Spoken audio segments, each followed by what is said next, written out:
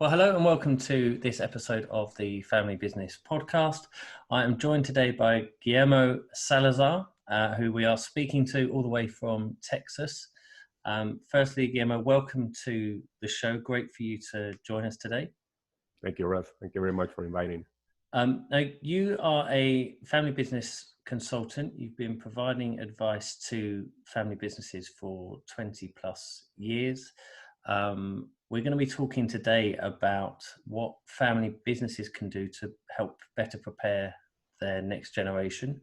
Given where we are, we're recording this during the global pandemic, so I'm sure there's some interesting stuff that we're going to be covering. But before we sort of get into that, do you want to just give a little bit more on your background and how you came to be doing what you're doing today? Well, thank you.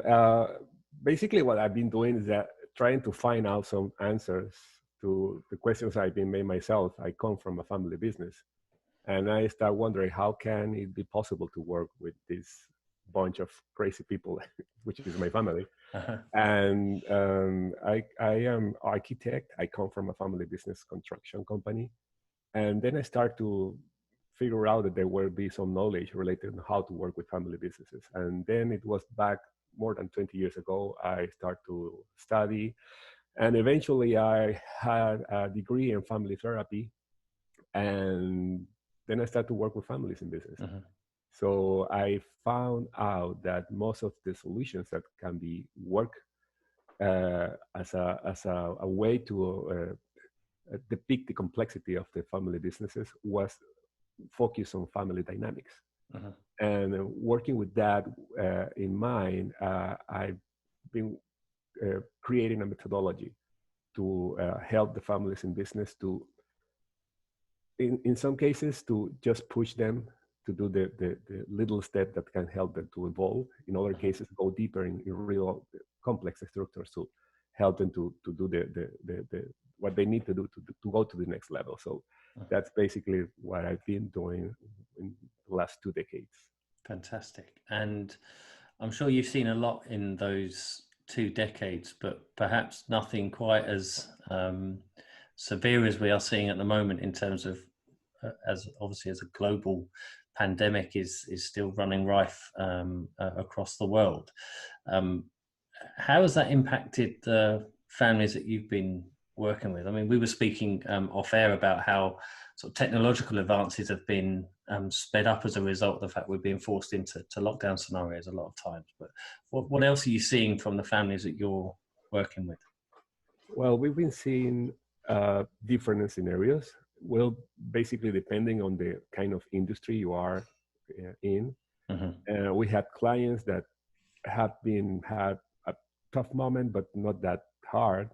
Basically, those that are in the retail industry, mining, energy, and I would say that some specific services related with technology are the ones that are being hit in the less, or we'll say.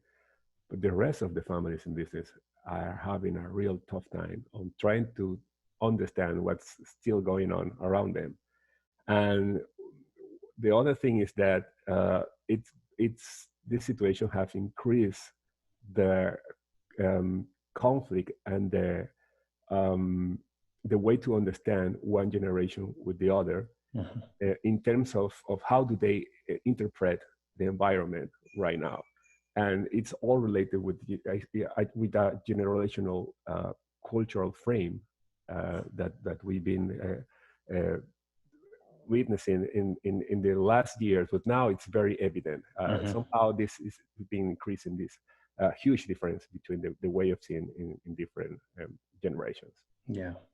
And I guess the current situation, as well as being a catalyst for change from a technological and economic standpoint, it's also a catalyst for change within that family business, as you say, that it's kind of squashed together that potential difference in viewpoint from one generation to the next. And I mean, the topic of what we're going to be covering today is how family businesses can develop that next generation. But it's probably worth stating at the outset that it's a cooperative thing rather than, you know, everything be laid on a plate for the next gen. It's got to be something that is for the overall benefit of the business.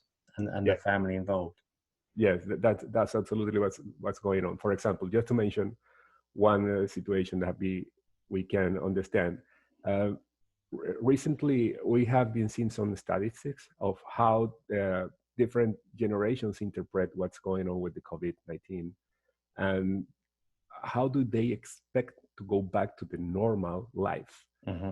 Uh, when you ask a baby boomer or a Gen X, which is the generation I belong to, uh, and when you compare those points of view with the ones of the millennials or the Gen Z or whatever name we are giving them, there is a huge difference on what they consider of the situation.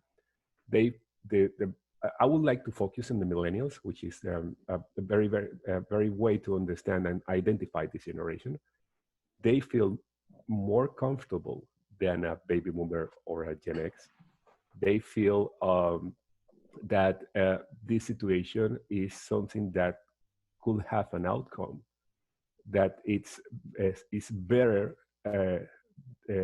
to fit for them in the future than to the previous generation, and by the end they feel better than the other generation. So uh, saying that, the way that you approach to the same problem, it's always something that you have to understand to manage among the different intentions and the dialogue, the conversation that you can generate, because not everybody's feeling the same kind of pressure, the same kind of fear, or the same kind of opportunity feeling. Yeah. And I think that I'm guessing you see within the families you're working with that difference, where perhaps one generation is sat there thinking, well, this is terrible. I'm quite fearful for what the future holds for my family and my business. And yet there could be others in a different generation who are going, this is a fantastic opportunity for us to innovate, to drive the business forward, to create something new going forward. And balancing that, I'm guessing, is pretty tough, because you can't change how somebody inherently feels or is concerned about something in a very easy way. Yes, yes. In fact, what they have discovered is that we have three basic scenarios where you can find a way to approach to the same problem. We will have the protagonist, that they are the real creators of change. They can be innovators, creative.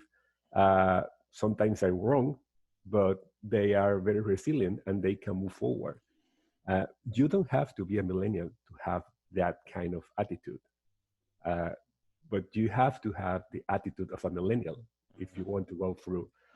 Then the other scenario that you will have are the adapted, that they are basically that with a mindset to follow the protagonist. They will see, if that work, I will follow it. Otherwise, I will stay where I am. And those are people that want to be very sure of what's happening before they do the change.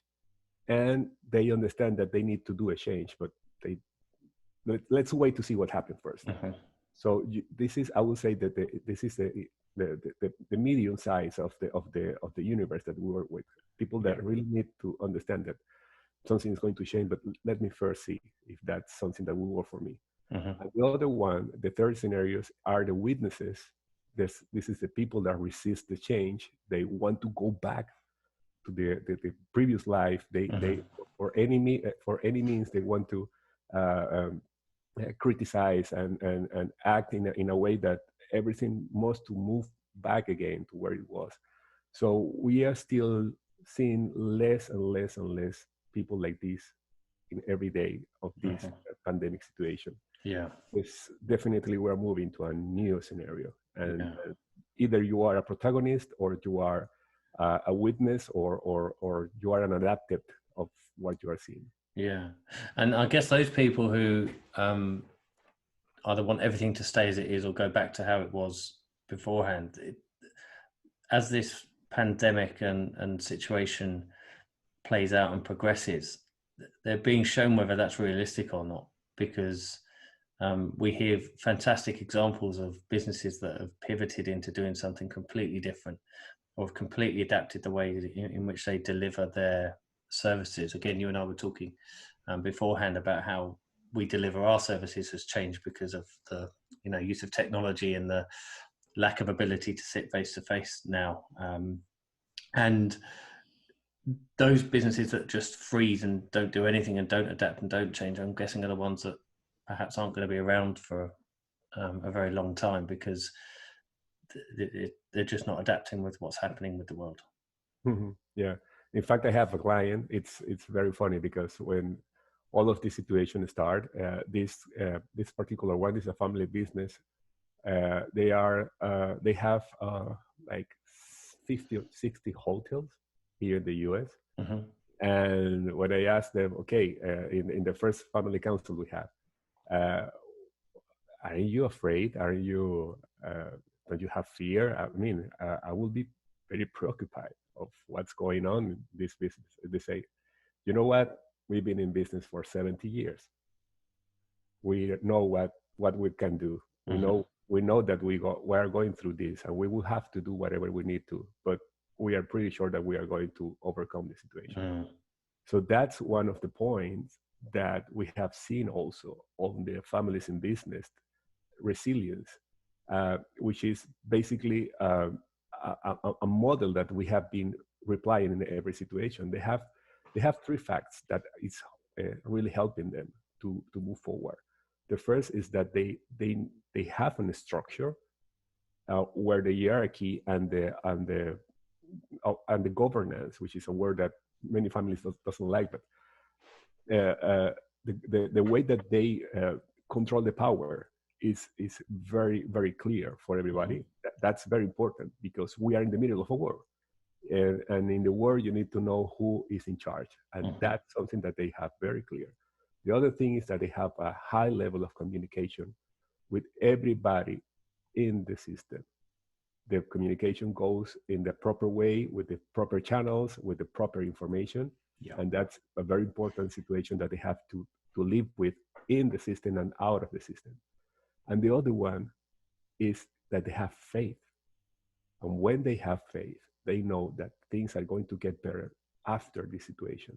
Mm-hmm. And that's the main fuel that they have right now, because otherwise, if you don't have faith, you will succumb or whatever scenario you will have. Mm. And we've spoken obviously about the acceleration of things that perhaps would have been taken over a different period of time in old normal circumstances, so pre-COVID. One of those, I guess, is also the development of the next generation within a business, and perhaps that's been brought into focus, that needs to be something that is prioritized as part of continuity plans, as part of the transition to that future next generation, given that the world we're again going to emerge into is going to be a different place. How's that sort of shaping your own work in that space with the sort of preparation of next gen? Mm-hmm. Yes, it's been affected. I would say that every process, every plan that we had pre-pandemic scenario, after 4 months of living in a situation that no one could see come in, I will say that yes, all the processes and all the plan have to be adapted on what we have right now. And when you start to see what can you do to improve what you have been doing with the families, you will see that this is a part of the history that they believe in, just like this family I told you of 70 years in the business.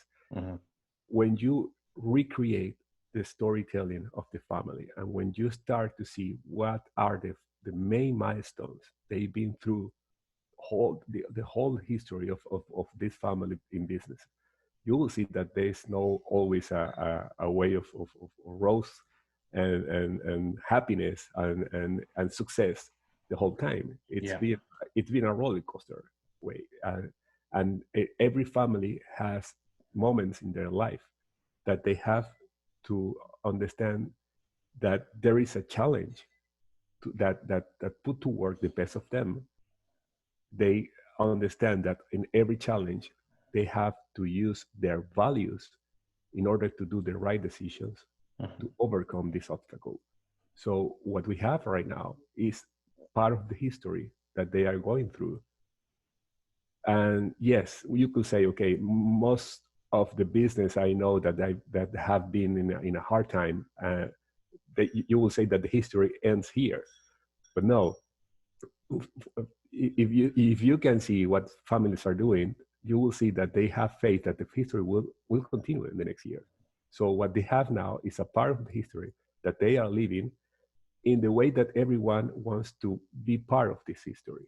So what we have to do every time that we want to calm the family on the situation is then to focus on what can they do as an individual to add value to this part of the history, and try to see if they can fit in a proper way that the final outcome of the history that we are trying to say, we have a happy end, or we will have a situation that we don't like.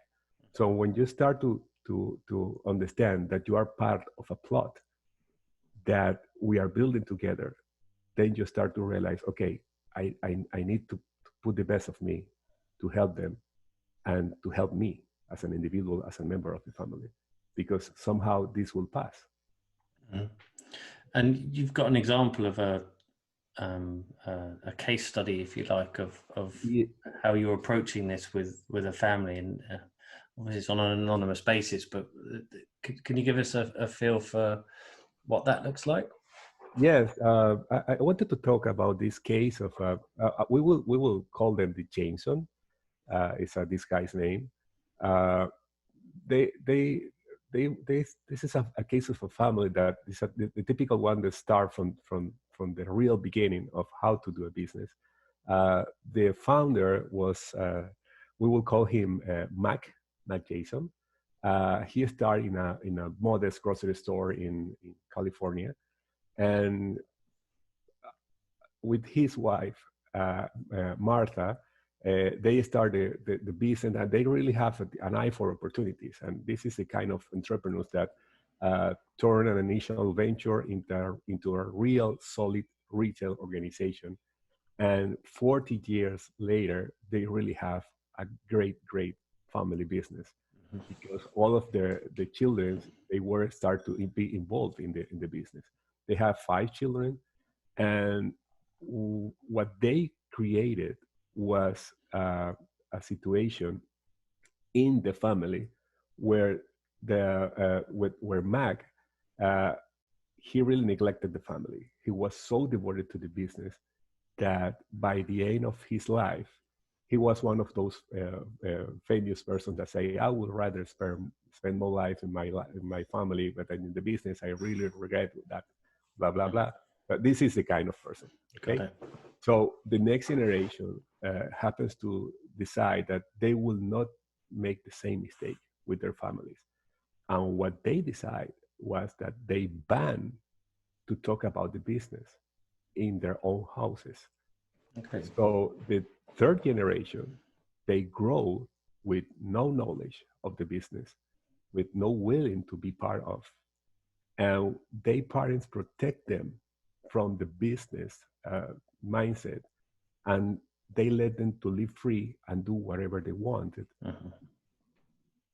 Because they were very privileged of be part of a wealthy family, and they don't have to be committed with the their role as the next generation in the business. So what we have now is that a second generation that it's very devoted to the business, but has no possibility to design a succession plan, because the next generation doesn't know what's going on in the business. So they will be heirs or owners of something that they don't understand, that they don't know, and of course they don't love. Because if you don't know, you don't love. So when they call us, they explain us the situation. They wanted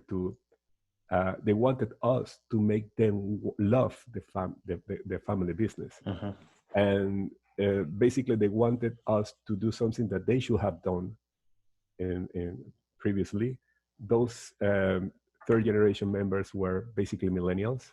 They were around their mid 20s, almost 30s, and we started from the beginning. We started to do what we should have to do, is to help them to know the company. So when we start to work with them in a program, we design a 5-step process where we help them in 5 different phases to go through a first part of discovering what they have, then know what they have. Then, if they will be good enough, they will represent the family business. Uh-huh. Then, if they will good enough, they will contribute to the family business. And in the last stage, they will govern the family business.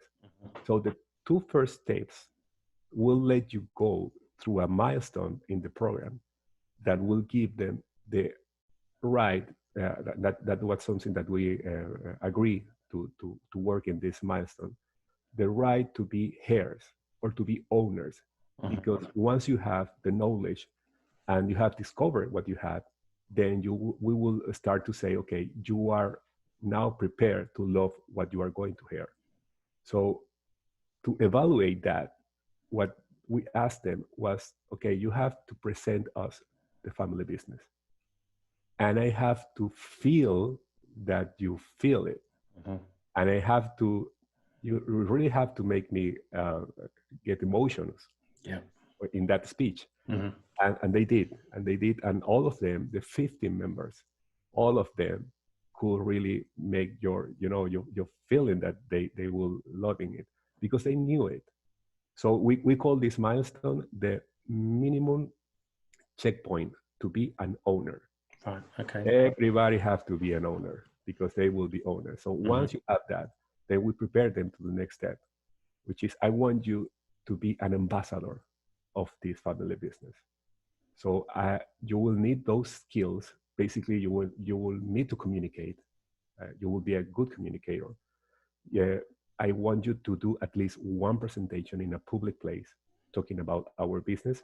And we had opportunities in those FBI meetings.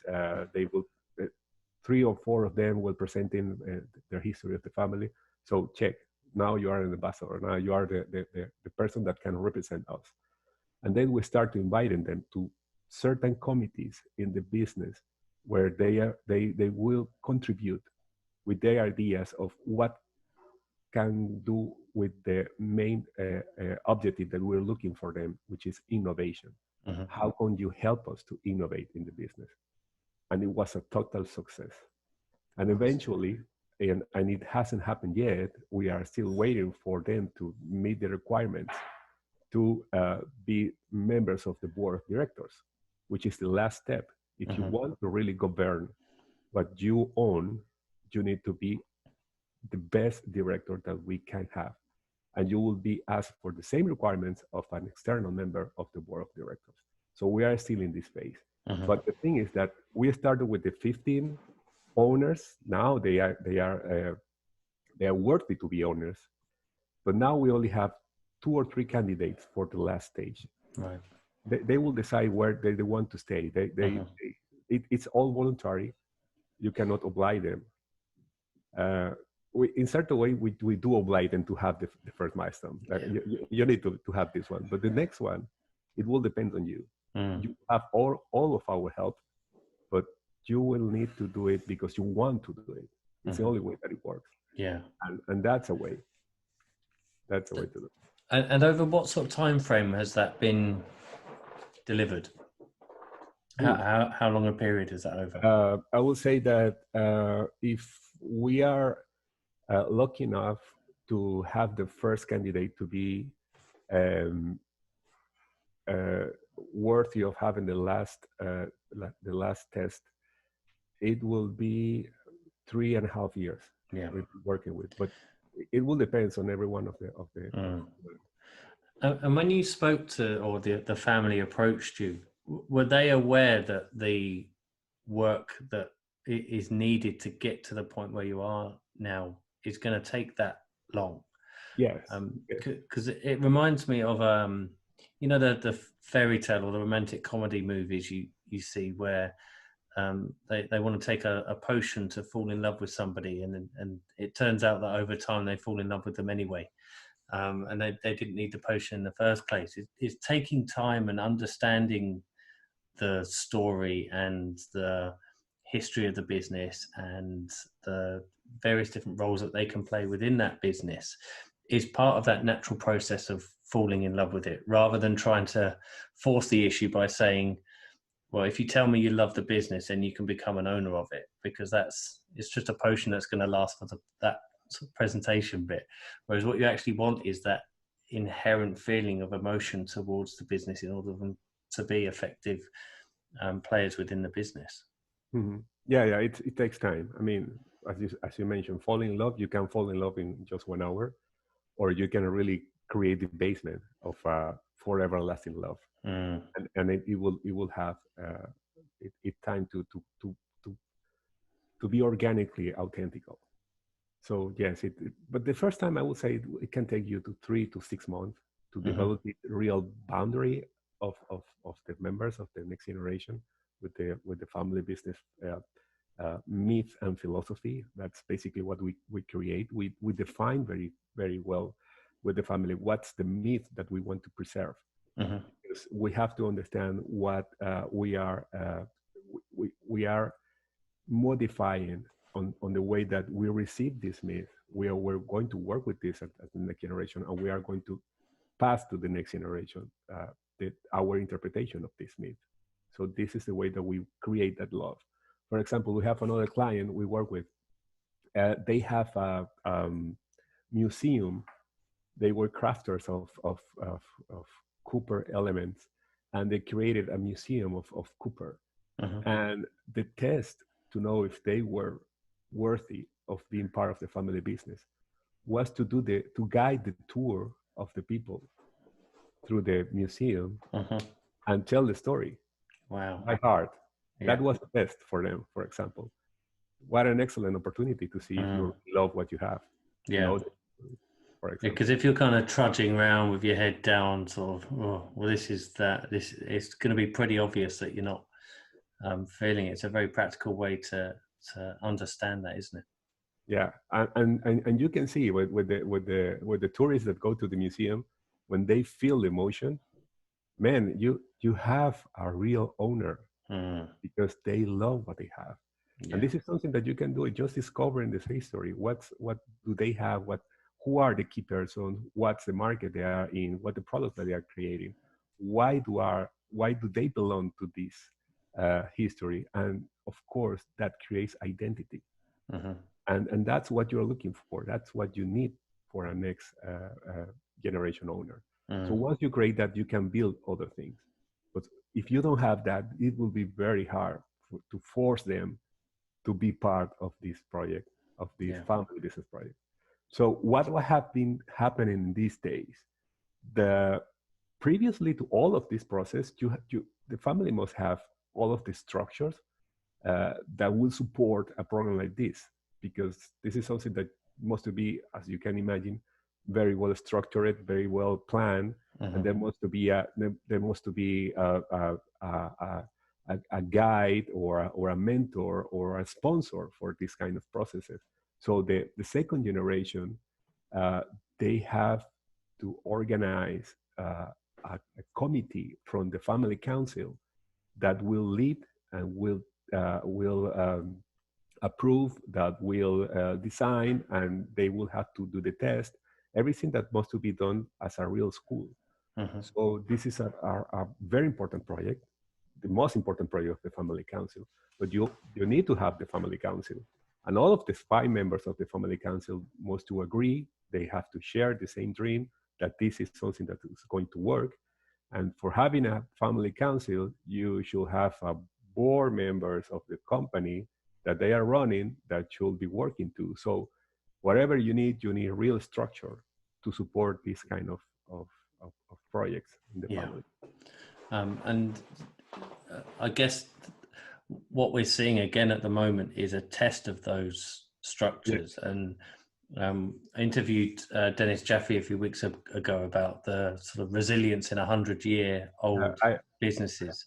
Yeah, I hear that one. That was a very good one. Yeah, and thank you. He effectively said the same, that the strong governance structure, whatever that is, and whatever works for that particular family, is something that is present in resilient firms and resilient businesses that last over that time frame. So it's obviously being echoed in your own work as well. Yeah, but nothing of this will work if you don't have a family council that believes in this. Mm-hmm. Because once you have a program like this for the next generation, you have to believe in critical thinking, because all of the conversations are going to be held in those classrooms Mm-hmm. where they are going to be there, because they are going to make questions and they need to ask, because it's the only way to understand the history is when you start asking. Mm-hmm. So it must be a collaborative spirit among generations, and it's trust-based. It's the only way to do that. So there must to be an access to information, transparency. You have to be confident that you are going to do it very well, but the next generation have to. There is a special gift that they have always, which is compassion, because the way that you approach to the history and asking questions probably will lead to difficult answers. So the confidentiality among generations is and it's very important. And the way that they understand that they are working with a very delicate but at the same time very strong information will lead to create this kind of love we are working with. Mm-hmm. So wherever you will need to uh, to turn on the flame will eventually lead you to where you want to go. Mm-hmm. And you cannot think in innovation in a family business if you don't have this one, if you don't have the adaptability and the speed to understand what's going on right now, but you know where your roots are Mm-hmm. and why you have those roots. So whatever entrepreneurial spirit, initiative, innovation you want to do, you need to know where you come from. Yeah. In order to be coherent with that. Yeah, and like you said earlier, with regards to the family history, it might say that there's a starting point here and an end point here, and if you draw a straight line in between those, then it looks like it's been a smooth ride. But by understanding the history, you can get to have those conversations about times where the family experienced troubles before, and take that faith that irrespective of the fact that there might be challenging times ahead, as a family we have got through this before, and as a business we have got through this before, because life isn't a straight line, is it? It's a roller coaster at the best of times, and we throw stuff like current situation into the mix as well, and it makes it even more interesting. But if you have this perception of company established this year and we're currently this year and therefore it's 86 years old, you lose the fact that so much has happened within that 86-year history that you can learn from, that you can take examples from. And in the family stories that you get the next generation to present back, is that kind of a warts and all story? Do they pick out the highlights? Do they look at some of the previous conflicts between, I don't know, mum and dad or other family members who have had tough times as well? How does it look?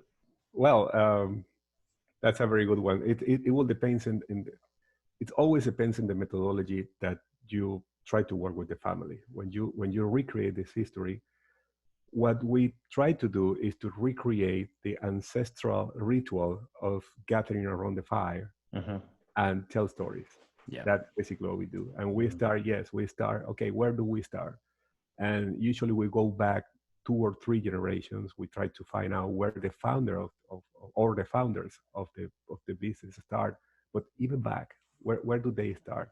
How do we understand what was the journey of this person that start from nothing, and now he is the responsible of the legacy that we have.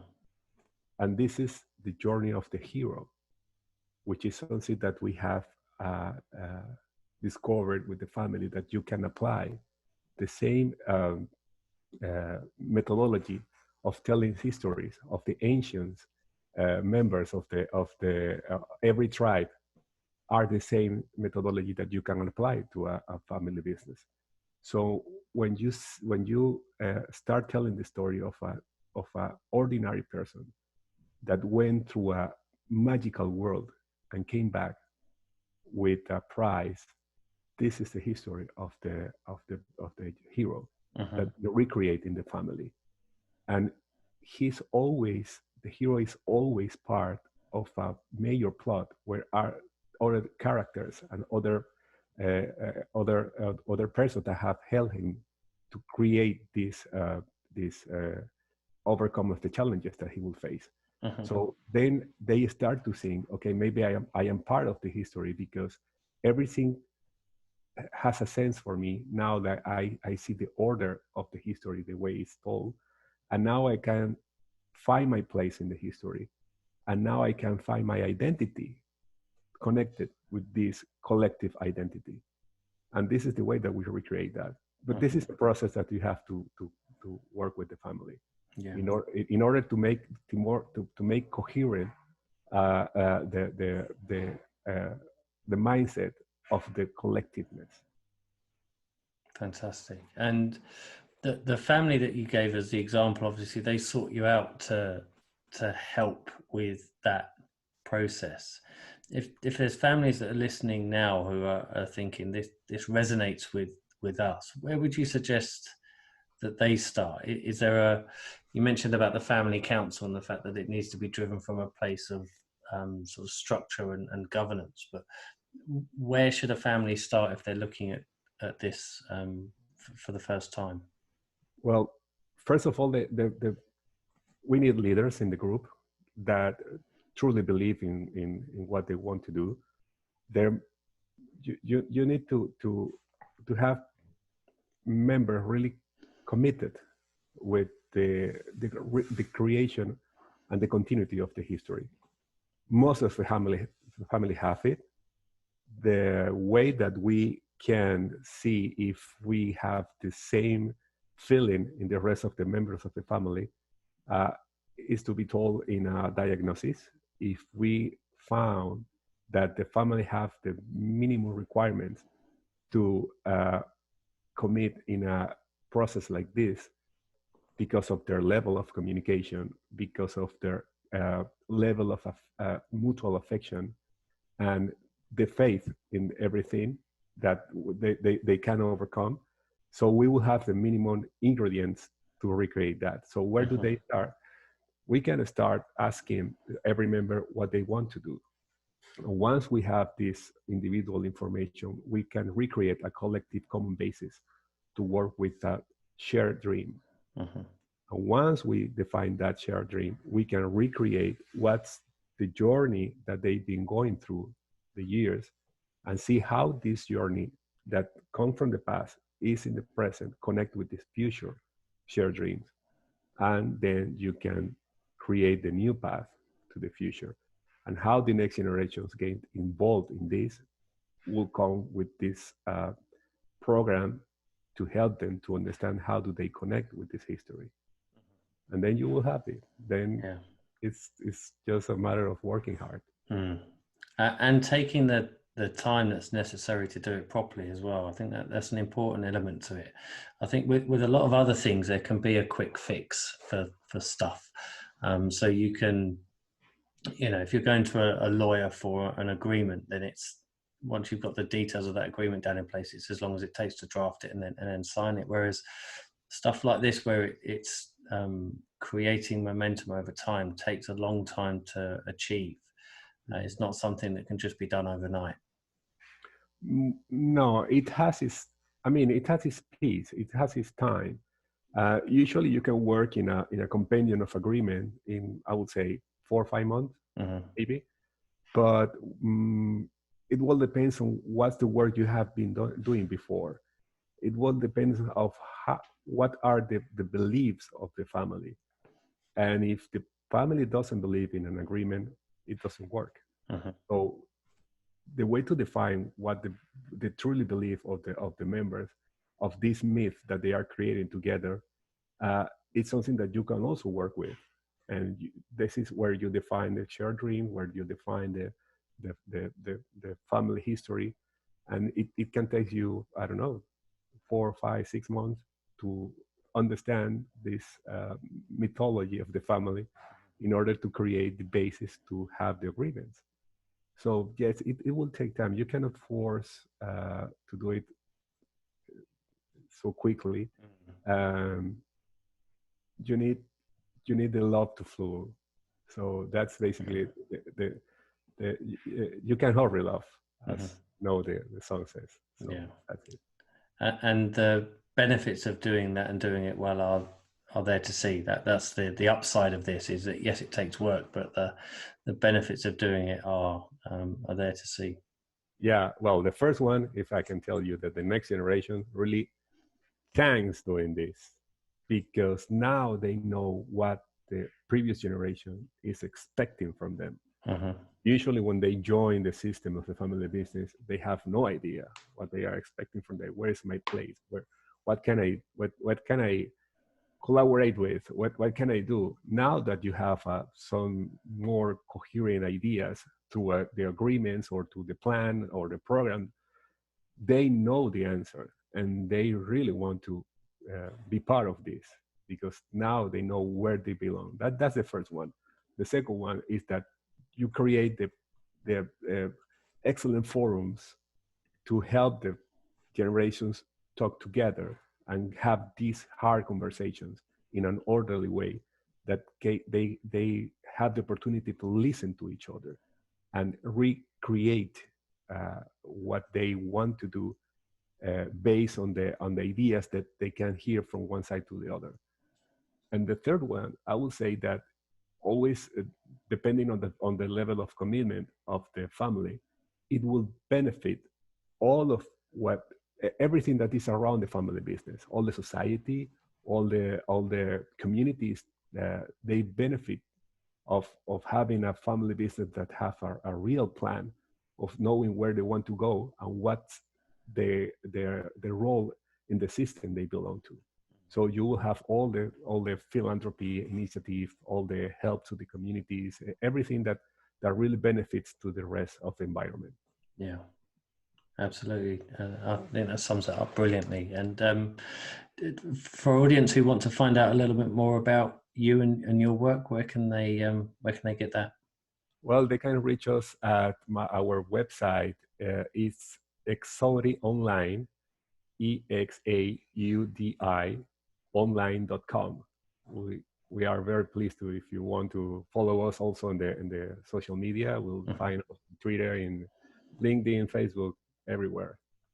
Fantastic. And I will put links in the show notes for people to do it. And if you are watching this on YouTube, it will be in the comments section underneath the video. You can click on the link from there to find out more. But for now, thank you very much for your time. It's been a fantastic conversation, and take care, and we'll speak to you soon. Okay, Russ, thank you very much for the invitation again. No worries. Take care. Bye-bye.